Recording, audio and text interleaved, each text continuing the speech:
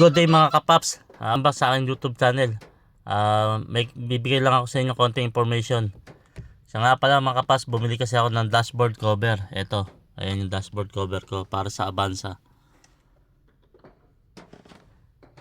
Maganda yung quality niya mga kapaps. Dito sa ibabaw, para siyang cotton na may konting, basta hindi ko alam kung ang tawag sa tela na to. Tapos sa ilalim niya, para rubber matting siya na pag nilagay mo sa dashboard mo, kumakapit talaga siya, hindi siya dumudulas. Tapos ang kagandahan nitong dashboard cover natin, pwede ka magpaborda. Eto,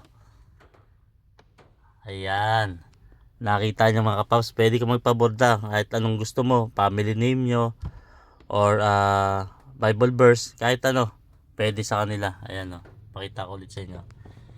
Ito nga pala pangalan mga kapaps ng kanilang website at ang pangalan ng kanilang shop, Dash Protect.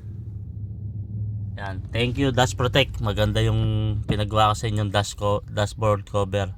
Napakaganda ng quality. Ang ganda ng tahi, ng lining, ayos na ayos. Kaya kayo mga kapaps, kung gusto niyo bumili, bigay ko sa inyo yung contact number nila at ang website nila. Pero alam ko meron din sila sa online shopping. Kaya pwede rin kayong umorder sa online. Yun lang mga kapaps, binahagi ko lang sa inyo yan, yung nabili ko.